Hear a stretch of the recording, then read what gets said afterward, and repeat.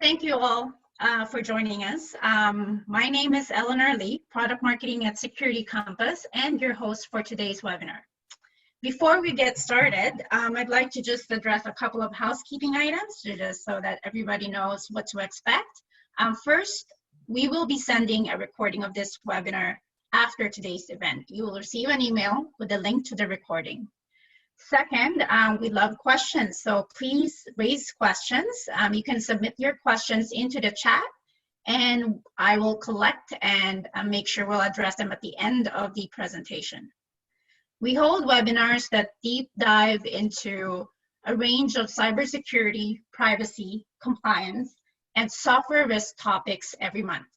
If you have attended any of our past webinars, welcome back. And for those of you who are joining us for the first time today and may not have heard of us until today, Security Compass was founded in 2004 and was started out by a team of experienced penetration testers.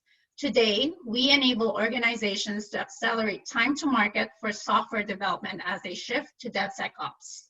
With SD Elements, our flagship product, organizations can deliver software quickly and reduce costs through automation.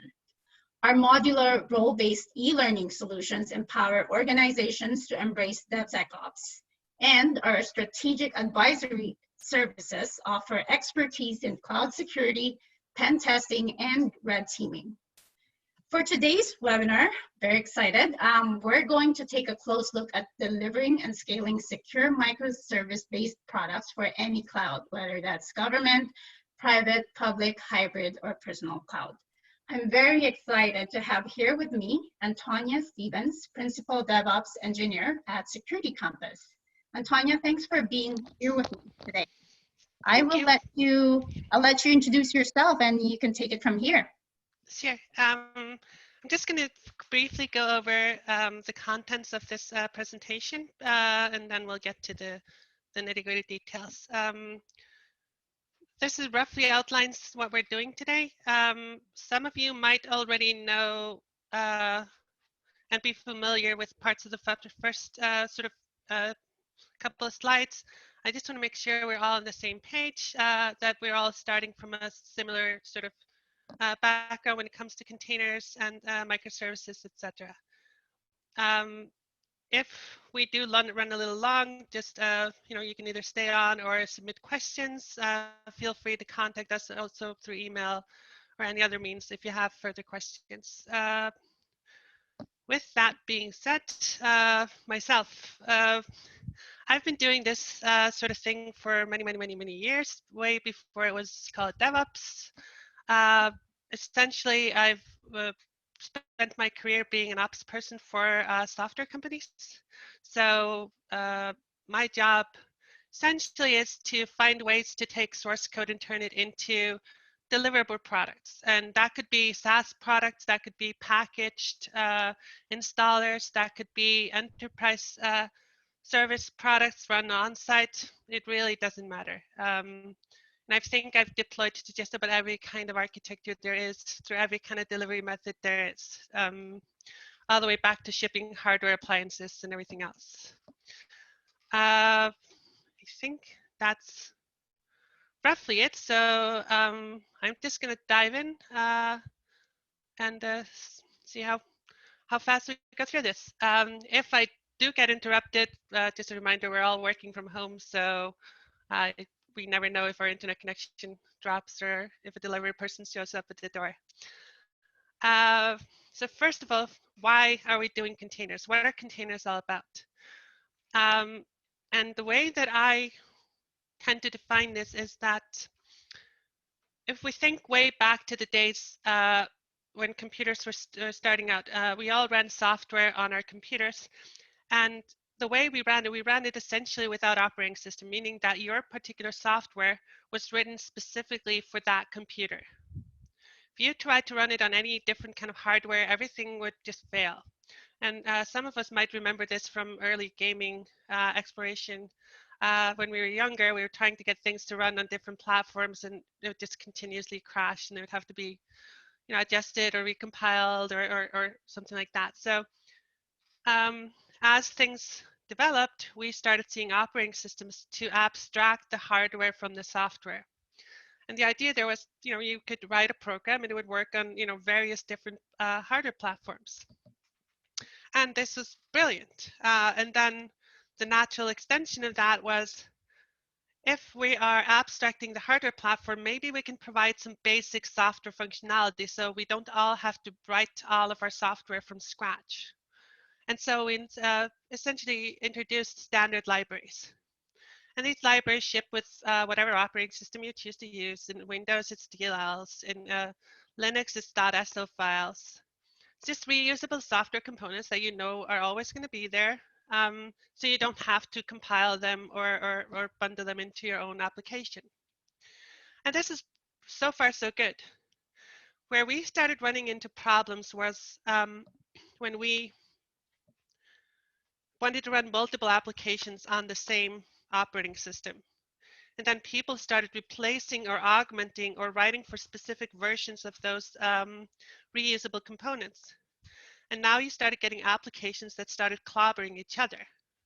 And it wasn't the operating system or the hardware that was incompatible with the application, it was the other applications running on the operating system. So in the end, we went to virtual machines. And what are virtual machines? Well, rather than installing and running the application directly on the operating system that talks to the hardware, we create an abstraction layer. And the abstraction layer is a hypervisor.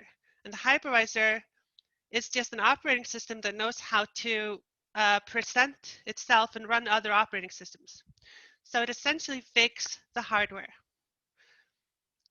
So you've got hardware, then you have an operating system that's called a hypervisor, and it fakes the hardware to another operating system. And then we run the application on that operating system. And we're doing all of that to essentially be able to run those libraries, to have those libraries be unique to that application. And that's a lot of overhead. That's a lot of overhead just to be able to, version control our shared libraries. So in order to do this more efficiently, we started coming up with containers. And what are containers? Well, if you take an operating system and you split it into two parts, you get the kernel and then you get the user land. The user land is the shared libraries, and the kernel is the part that talks to the hardware. So rather than faking virtual hardware and having another operating system talk to that, we just have one kernel, and then we insulate each one of the user lands so that applications can have their own unique libraries, but share the same kernel. And that's brilliant. That's great. It's a little bit more complicated under the hood, but that's a brilliant solution to a problem. The difference in performance between the two models is fairly stark and has a lot of implications. While virtual machines required several hundred megs of memory just to start them up, just basic memory use, containers require almost no memory. Just depends on what you're running inside. And while it took minutes to start up a virtual machine, starting up a container is almost instantaneous. So there is close to zero overhead for additional containers and zero startup time. And that has some pretty stark implications when it comes to how we want to do our applications. The biggest one is that we are no longer constrained to running all the different parts of our application on the same operating system. And that's what we call microservices.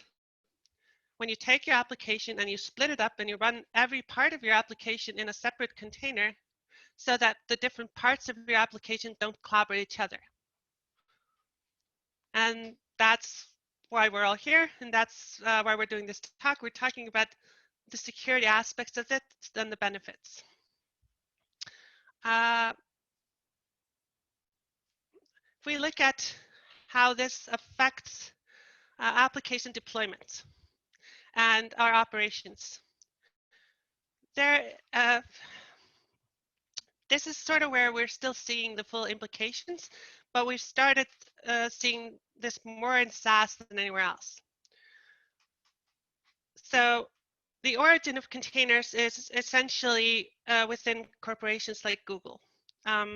They were among the first to go into this microservice model because they had a lot of compute intensive resources that they wanted to separate and be able to run.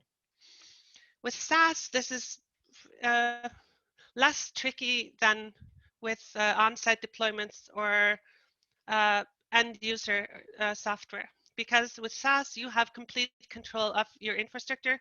If you need to push a patch, you can do so instantaneously. You don't need to be as strict with your versioning, your testing, and your quality. And therefore they were sort of the first to move there, but now we're seeing the same model apply to application vendors that don't just run things in SaaS. Application vendors that provide installable on-site deployments or cloud deployments where they don't have full control over the cloud itself. And this has some really broad-reaching implications on how security is handled. Because, well, we used to be in the olden days that I would write applications, I would create an installer or like RPM or deb or whatever else it was. Some ops team somewhere would take that, install it on a virtual machine, and then they would be responsible for patching the virtual machines and maintaining the operating system and doing all that work. With containers, all of that's changed. Because now I'm the one shipping the container. I'm the one building it with the base image. I'm the one responsible for the security of all the libraries that I put inside the container, all the binaries that I put in there. And I have to be able to react and deploy patches in a very timely fashion, because my clients depend on those updates just like they depended on operating system updates before. And that's a very, very stark change. Also on the ops side, the operation team handling applications now no longer has the ability to patch things directly. They could, but they don't have the tools. They don't have the tool chain to do that. So they're reliant on the application vendors having the proper tool chain and the security to be able to deliver this securely. And that's the crux of the matter here, is that this is a major shift in how we do security. It might seem that containers were a small impact, but once you realize the business implications of this, you surely will realize that this is not a small change. This is a major change in how we approach security in the industry.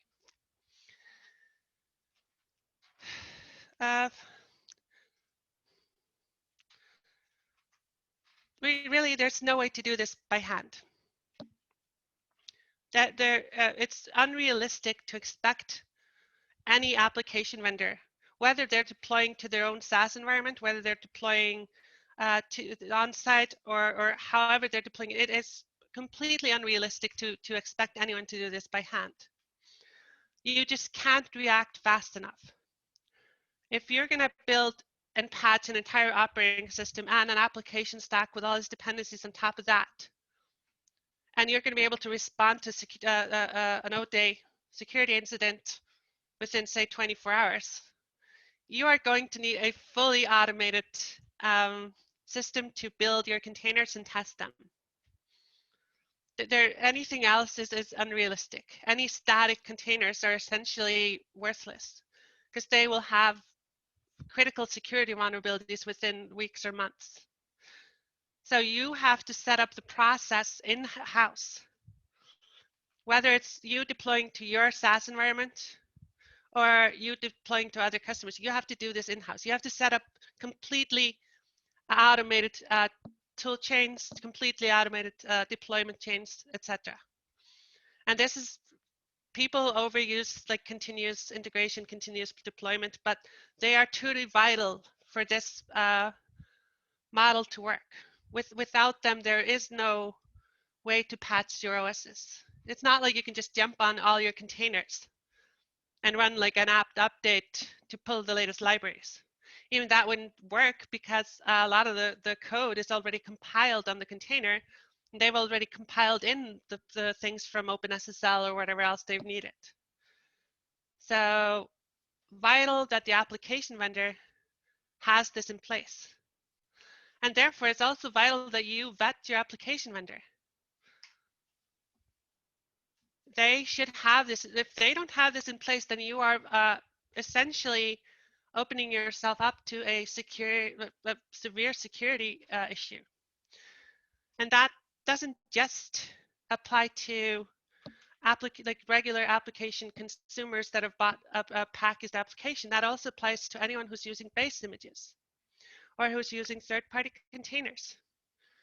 If you're, say, using the Postgres container from the official Postgres repo, do you know how often they update that container? Do you know what their response time is to security incidents? Can you reproduce and rebuild that container if they don't respond quickly enough? For your deliverable product to be secure, you have to be able to do this. You need to be able to fully reproduce like your entire container from scratch in a timely fashion. If not, then you have to have some sort of agreement with someone that you know can deliver. That could be Red Hat, that could be, whoever else, Canonical or whoever else is delivering the professional services, but you have to look at who's delivering it and when. If it's ad hoc based by some random person that you've never met and you don't have any sense of like when they might react, maybe they're on vacation and there's a critical security vulnerability, then you are going to get stuck with that. The other critical path here is binary assets. So a lot of people build containers and pull in various binary assets. I don't care, those could be RPMs, those could be debs, those could be jar files, whatever modules that you use to build your product. So the question is, where do those binary assets come from? You might create a autonomous build system that builds the containers from scratch. But if you're downloading all of your assets that you're putting into the container from the internet, then you'd better have a secure source to download from that you can verify. You'd better have a process for verifying the assets themselves through some sort of hash or something else. And then you have to make sure that is available when you need to rebuild a container. There's absolutely no use in a continuous build system that fails because your binary assets happen to be offline because whatever place that you downloaded those files from just isn't available at the moment. So I would highly recommend that anyone building containers does their own binary asset management, fully versioned and under your control, so that you can rebuild regardless of the state of other repositories or upstream libraries. And this is something that most OS vendors already know and do. It's just that now we're all kind of OS vendors in our own way. And you have to be able to trace your binary assets too. If you have a container, you need to know which version of which binary asset, which version of source code went into that container. If there's either a security issue or a regular just bug, you need to have a way to know where every single component that goes into your container came from. And that means you need to version and track the versions. That means Git repos primarily for source code. That means using, if you're in the Java world, then perhaps Maven or something like that. And if you're using Debians and RPMs, you probably want to use Satellite or Catello to. Oh, okay. But yeah, and then you probably want to manage your assets across the board with some sort of central versioning system, because it gets extremely complicated to track all these separately. So some sort of central system that knows how to version across the board for all your sources is highly recommended. And you need to make sure that your assets, you have the hashes for all your assets so you know that they haven't been modified or tampered with. And you need to sign both your containers and your assets that you create so that other people can verify that they're from you. And you need to check signatures from your upstreams. Because without that, you have no way to know what's been tampered with, when, and where. And that also ensures that none of your development images ever make it out to the public repos, because they should never ever be signed. Or if they are signed, they should be signed with a development key, not with a production key. So that's your last line of defense. When it comes to updates of containers themselves from your runtime environment, you also have to think about pull policies and such. There are different ways that you can set up like Docker runtime environments like Docker Swarm or Kubernetes to pull updates to containers. So should you configure your containers to always check for new images on every restart? Or do you want to manually specify when containers are updated? So it's very important to think about how do you push vital security updates versus how do you support and push version upgrades? Because you might want to automatically update for security patches, but have a separate stream for upgrading and migrating between versions. So think about how you set your pull policies. Think about how you publish to your container repositories. Another vitally important thing is securing your container repositories and making sure that all the secrets are properly handled, that there isn't any erroneous caching or anything like that. That's effectively something that we need to bake right in at the start. So assuming that we did everything correctly and we're now have a fully autonomous build system and test system, and we tested all of our integration. So what next?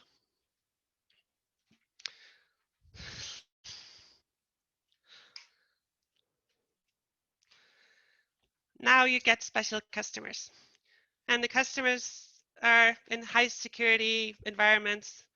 They don't allow anything to be pulled from any internet source, or they've got proxies that intercept TLS traffic. How do you handle those environments? How do you manage things that don't have our regular internet infrastructure that we expect to be there? And I would suggest that this is something that should be baked in right at the start. Just assume that whatever you're building doesn't just need to run in your SaaS environment or on your particular cloud environment. It's very easy to get vendor lock-in, and it's very easy to make assumptions about where and how you run a product that later limit the options of optimizing for hosting costs or uh, restricting who can buy and use your product and where. Ideally, you don't want to be restricted by any of this, and that's part of the beauty of the container model is if you're shipping binary assets only, then you don't really need internet access. All you need is to deliver the containers themselves. So while it used to be that everybody had to like pull updates and patch their OSs and patch their applications and libraries and everything, if you can deliver a set of containers reliably, that's all you need because they are immutable. So they should never require any updates. So I would suggest that you want to do this straight from the start. Just assume that everything needs to work offline. That means configuring where your containers come from, potentially self-hosting your container repo, or at the very least have some way of packaging up containers and shipping them and putting them in an offline container repository and being able to support that from your deployment. That might sound hard, but it's not as difficult as you would think, assuming you've done everything correctly in the build phases. And this is maybe where we touch on internet as when we touch on your architecture and how you should architect your infrastructure. It ideally should all be in code. And this is sort of where the industry has been moving. In reality, most of the time when I look at infrastructures, it's not really delivered as consistent code. And if it is codified, it's usually not very good code. Infrastructure as code means that you need to architect your infrastructure as you would architect code. Not just a couple of scripts here and there to fire something up with hard-coded host names or stuff like that, or hard-coded AWS creds. Infrastructure as code means that you deliver code to your customers, whoever they are, and they are consumers of your infrastructure code. It needs to be modular, it needs to be flexible, it needs to be adjustable. You're effectively writing code that describes all the different ways that your product can or should be deployed. And then the details get filled in by whoever deploys it.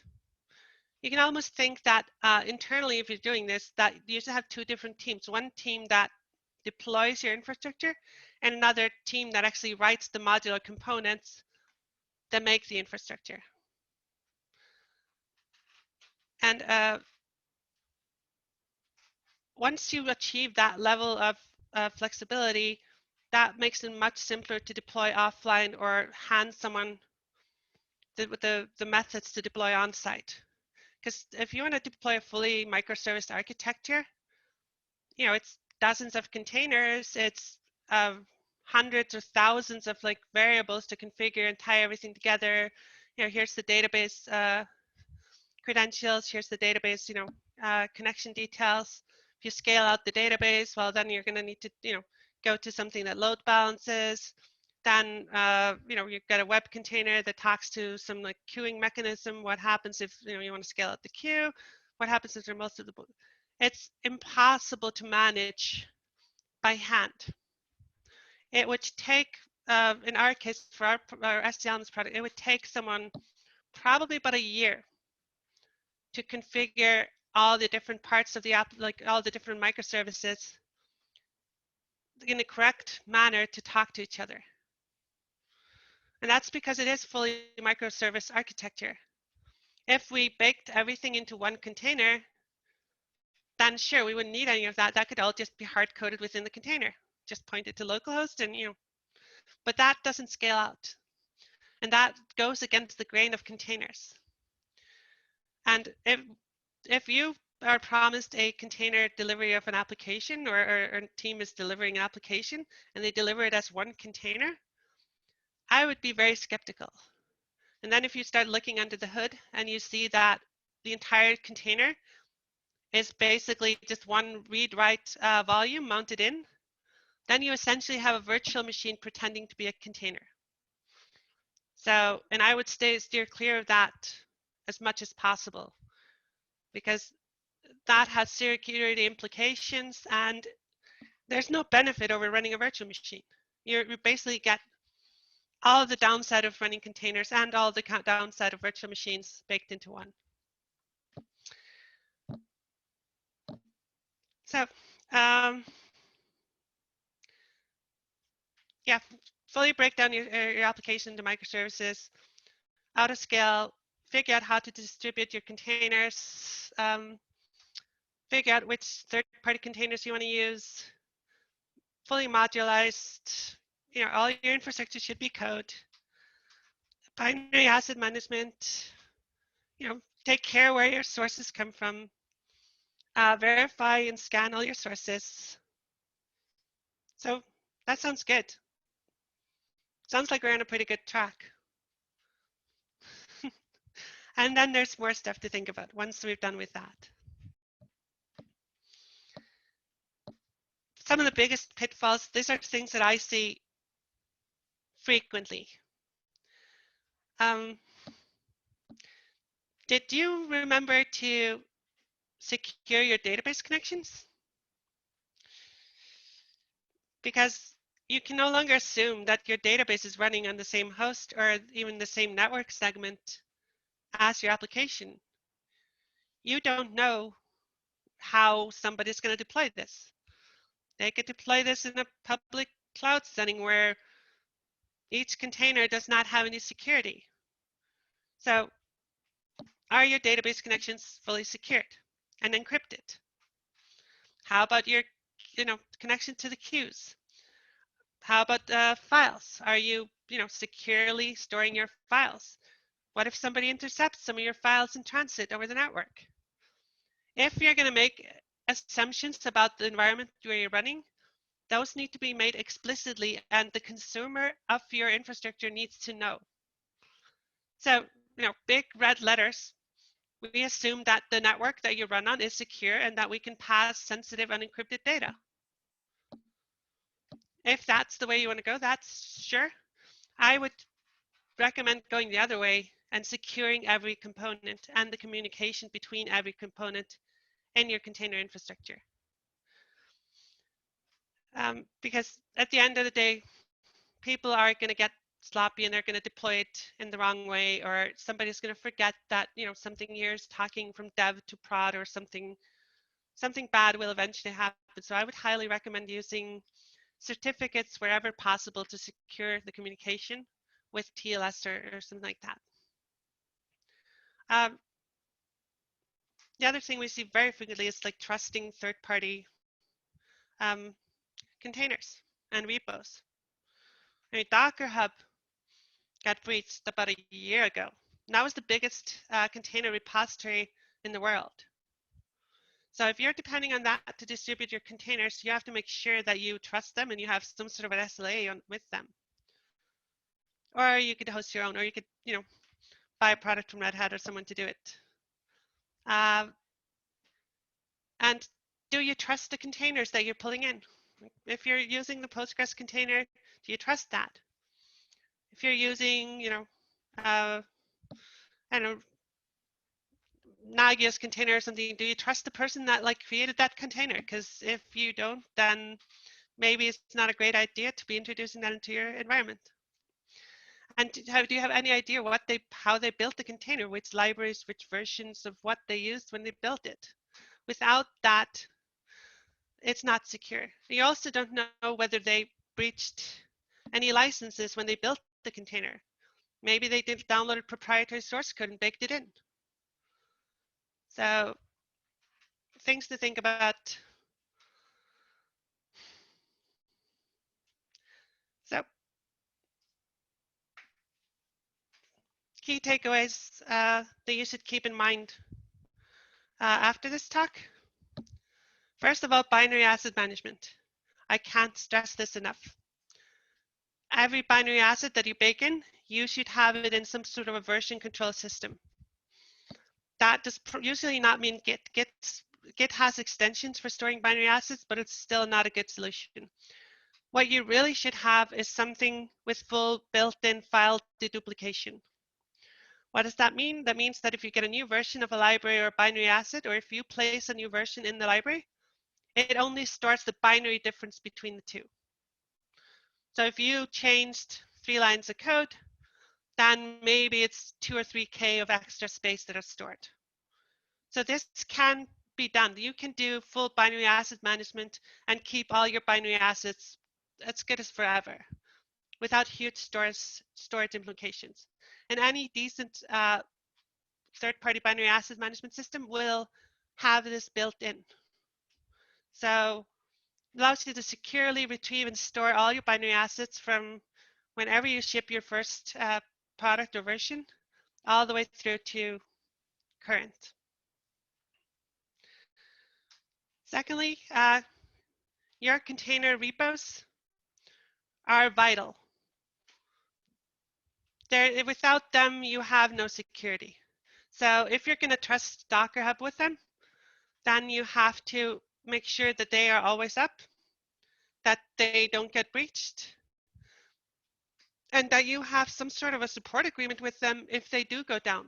Or if somebody takes over and pushes containers that pretend to be your containers. Without this, there is no, like, all your other security becomes irrelevant if your container repo isn't secure.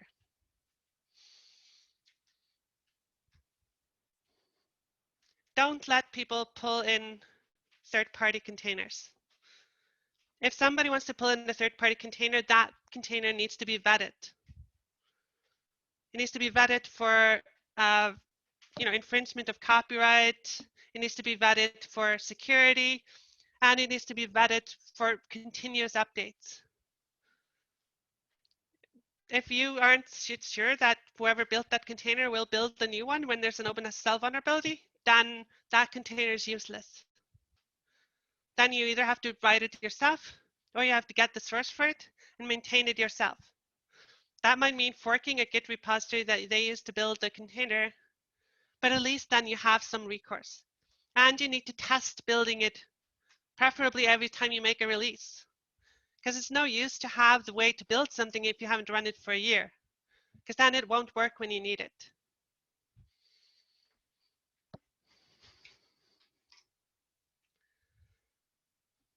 Infrastructure as code, same thing goes. Needs to be fully modular, configurable, and defining your software product should be independent from defining your environment. You define your environment as a code project that reuses modules that define your products and their components. This way you can scale it out, you can support any number of customers, you have all the flexibility.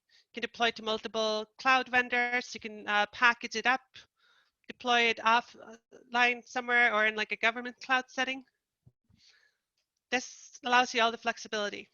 And also avoid hard coding, avoid assumptions when creating your infrastructure.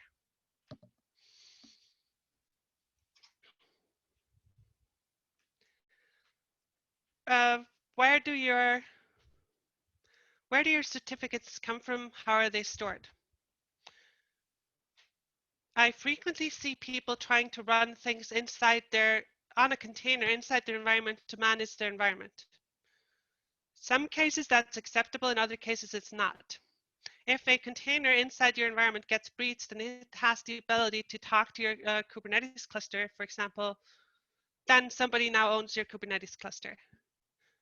So that might not be a great solution.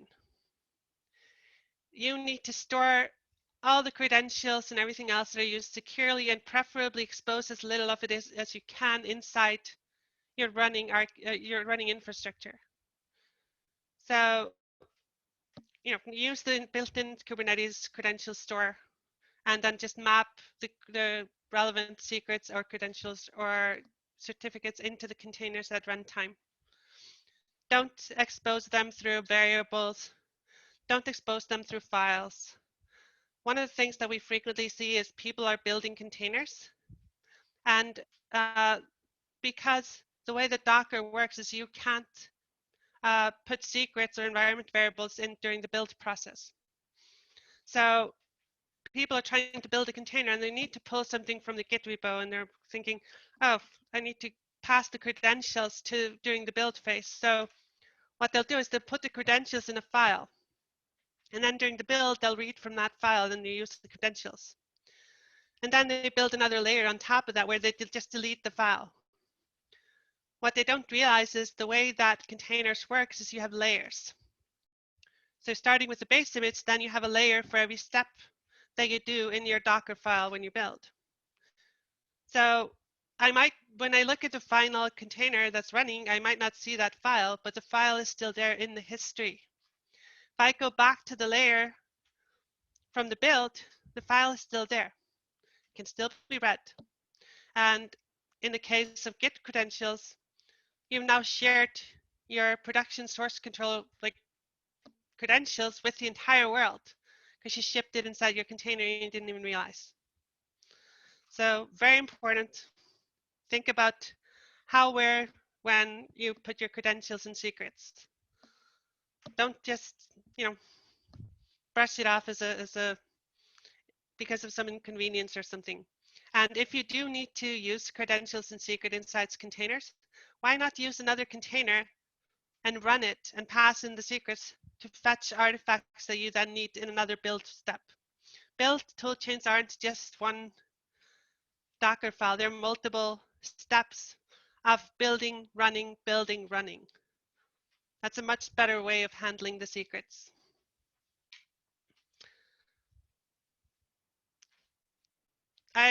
This just goes without saying, I think, given what we've just discussed about how fast you need to be able to deploy your containers. If there are humans, it's too slow.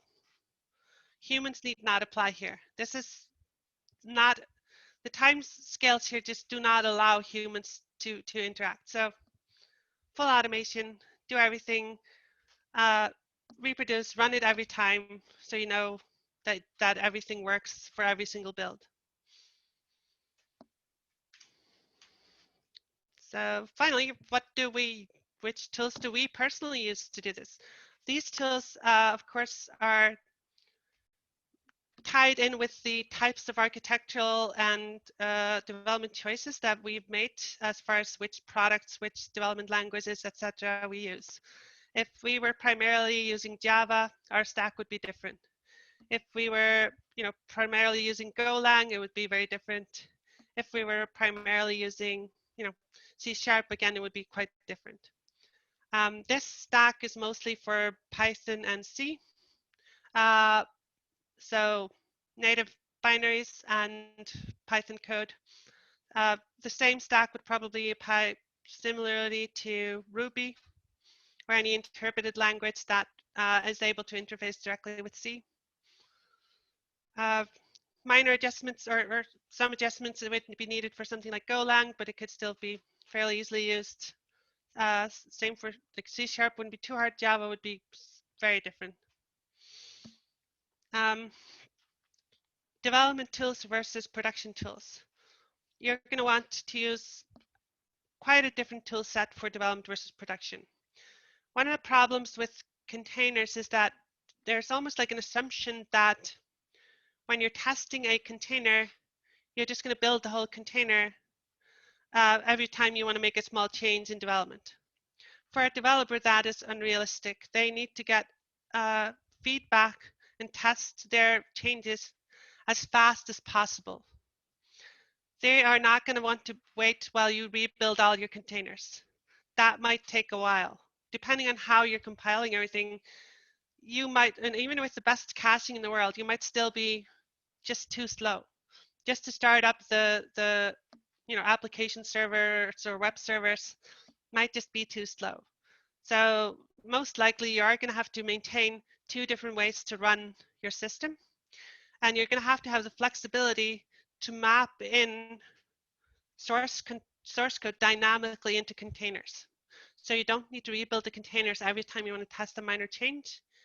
You can effectively test changes in real time. So be prepared for that, tool for that, think about that.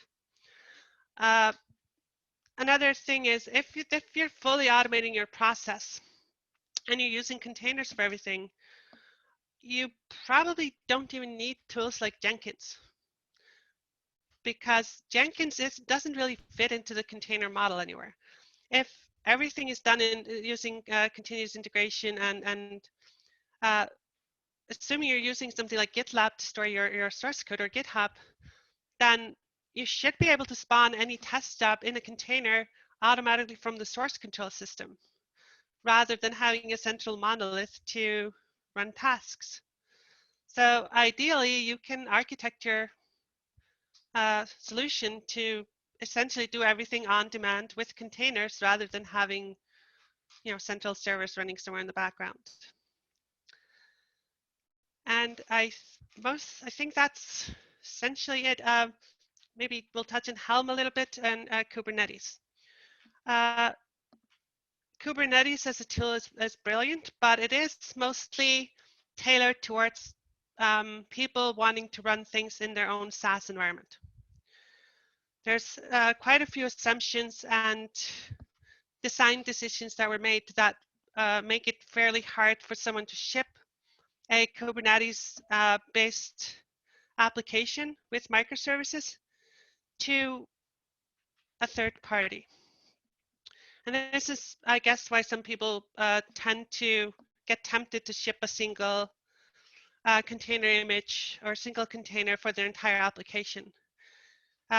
If you've ever worked with Kubernetes, you will know that there's a lot of configuration files, and they're very verbose, and they're quite hard to read and write because there's a lot of YAML with some very odd syntactic sort of things.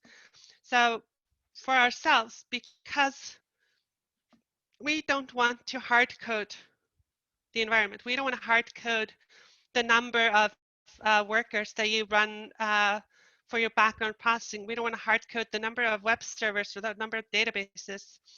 We needed more flexibility than that. We want to give that flexibility to our customers. Not only that, but we have to be able to upgrade. How do I package an upgrade for the Kubernetes infrastructure as code that a third party can consume? How can they integrate that into their solution? How do you merge? How do you manage all that? It becomes logistically very hard, and that's where you see that Kubernetes really was never designed for that. It assumes that you're running everything in your own SaaS environment. So for us to be able to ship our products and manage our product, we needed a tool. And we ended up using Helm, which is not perfect, but it's the best tool that we found for the job. I would say if you're going to use Helm, steer clear of version 2 or anything before that. The only way to go is version 3. Up until that point, they had a component that ran inside your cluster that managed your cluster, which is just very bad from a security perspective. So you only want to use version 3 and onward. But that does allow you to render out your Kubernetes configs dynamically based on your input parameters. So you can have like a very simple configuration file that your customers can change that allows them to generate all their Kubernetes config on the fly. And it allows you to ship upgrades. So you can version manage your Helm charts, store them probably with your containers, and then you can ship a new version and you'll have a migration path, and it will know how to take in all the configuration changes and customizations that your client did to the previous Helm chart and propagate them forward. So I would recommend that. Same for micro Kubernetes if you're going to run stuff locally. Makes things a lot easier. Makes developers and testers be able to test things the way that they run in production.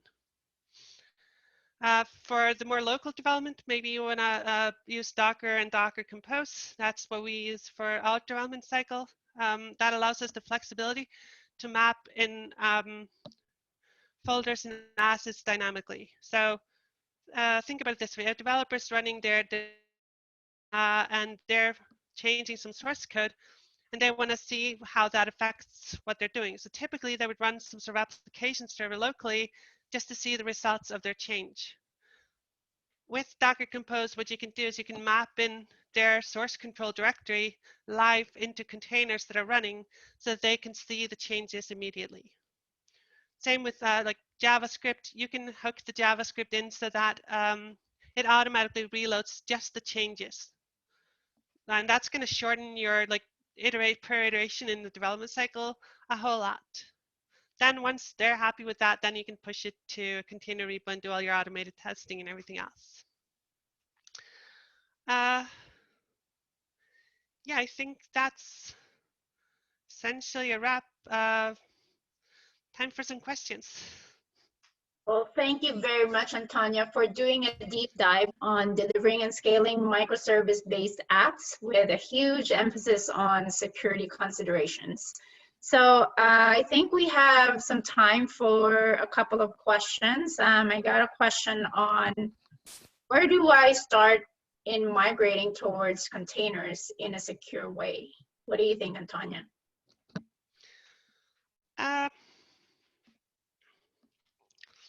Geez, that's kind of hard to say. Where do you start?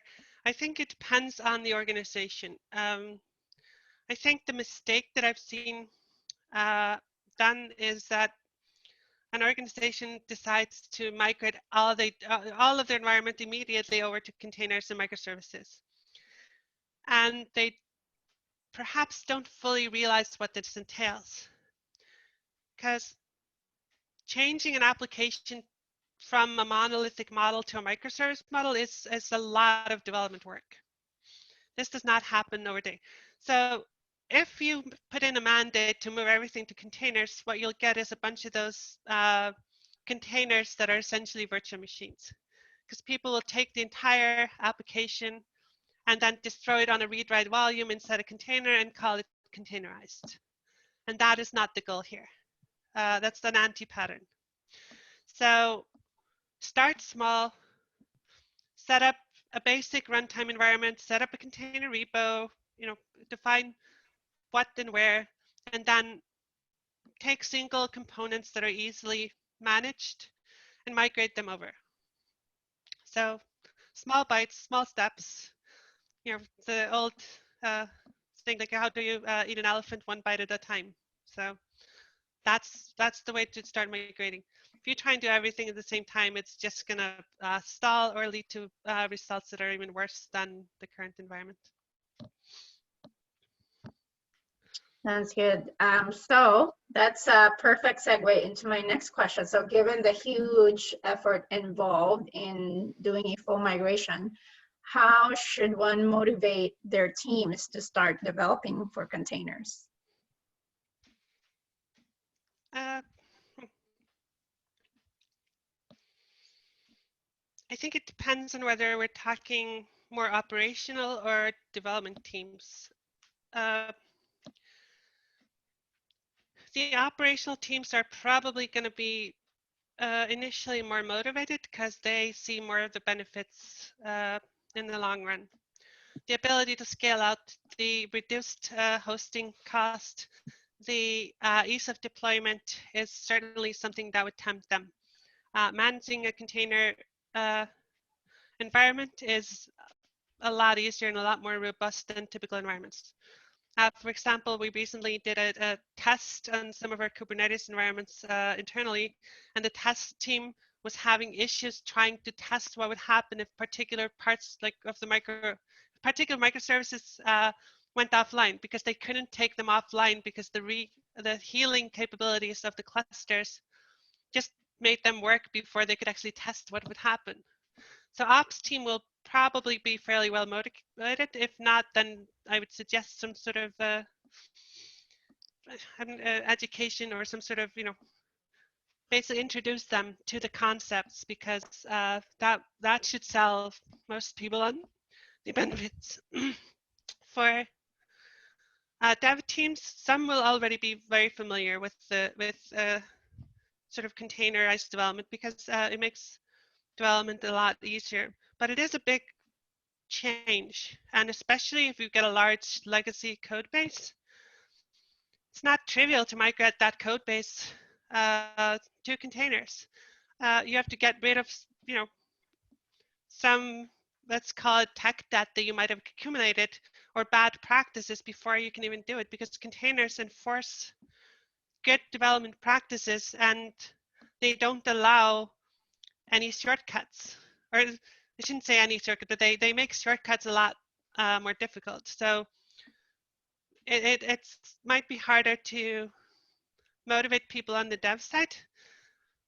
But I would say if you take any new functionality and you containerize that, or you take part of the application and you containerize that, and in particular if you take problem areas, I'd say that's probably the best way to motivate, small pieces, and solve hard problems first. And then once people get used to the different way of thinking and working and the whole idea, then they'll be more inclined to sort of attack the rest of the elephant and piecemeal try and convert it. Sounds like a very good advice. Well, thank you, Antonia, again for a really great session on this topic. Thank you. And yeah, and again, just to let everybody know, we'll provide a link to the recording of this webinar via email. Thank you for joining us, and I wish you a very good rest of your day. Stay well, and we'll see you again next month for another webinar, hopefully.